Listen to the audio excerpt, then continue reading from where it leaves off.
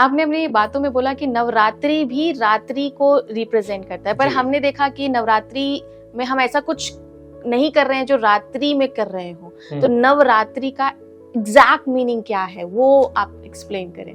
दक्ष का नाम सुना होगा आपने, जी। प्रजापति दक्ष का, है ना, कि पार्वती जो है उनके बहुत सारे जन्म लेती हैं वो, तो एक जन्म में सती होती है। तो सती होती है तो भगवान शिव से उनकी शादी होती है। और आप कभी हरिद्वार जाए तो हरिद्वार में कनखल करके एक जगह है, वहां पे दक्ष मंदिर आज भी है। अच्छा। तो दक्ष जो है उनके पिता थे, तो एक बहुत बड़ा यज्ञ वो कर रहे थे वहां पे, और वहां पे उन्होंने सबको आमंत्रित किया, लेकिन शिव को आमंत्रित नहीं किया। तो इससे बतौर पत्नी उनको बहुत बुरा लगा, तो आपने सबको आमंत्रित किया, और दक्ष जो थे उनको लाइक नहीं करते थे शंकर को। उन्होंने अनिच्छा से शादी की थी, इच्छा नहीं थी, लेकिन चूंकि ये इन्होंने साधना की थी मुझे शादी करनी है, तो उन्होंने कर दिया था। और आप देखिए व्यवहारिक जगत में ऐसे पिता जो अपनी बेटी की शादी करते हैं इच्छा से नहीं करते हैं, तो हमेशा एक उपेक्षा भाव रहता है उसके लिए, है ना। ठीक वही स्थिति वहां पे भी थी। तो सब आए, वो नहीं आए। उस क्रोध में उनको लगा कि ये मेरा तिरस्कार नहीं, वो मतलब शिव का तिरस्कार नहीं है, ये मेरा अपमान है। और उस यज्ञ कुंड में सती कूद जाती है और मर जाती है।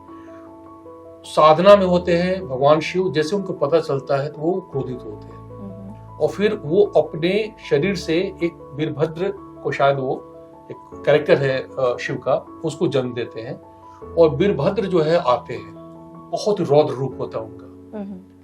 कुंजापुरी एक शक्ति स्थल है, ऋषिकेश और ऊपर आप जाएंगे तो कहते हैं कि सबसे पहले वीरभद्र वहीं पे उतरे थे, और फिर आते हैं वहां पे जहां दक्ष मंदिर के पास जहां पे यज्ञ हो रहा था, और वहां पे वो सब तहस नहस कर देते हैं, सारा यज्ञ, है ना।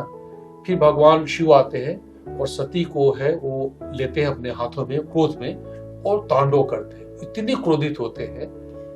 फिर देवता जाते हैं भगवान विष्णु के पास, ब्रह्मा के पास जाते हैं। ब्रह्मा कहते हैं आप विष्णु के पास जाइए। विष्णु फिर सुदर्शन चक्र छोड़ते हैं, उनको कहते हैं कि जब तक से सती उनके हाथ में रहेंगी उनका क्रोध बढ़ता रहेगा। तो सुदर्शन चक्र उनके एक एक अंग को काटता जाता है, और वो जो एक एक अंग है पूरे इंडिया के अलग अलग जगहों पे गिरते हैं। तो ये जो 51 जो शक्तिपीठ है उसका जो अर्थ यही है कि सती के जो अंग जहां जहां गिराए गए, उससे वो फिर शक्ति की पीठ के रूप में उसकी स्थापना होती है और लोग उसकी पूजा करते हैं।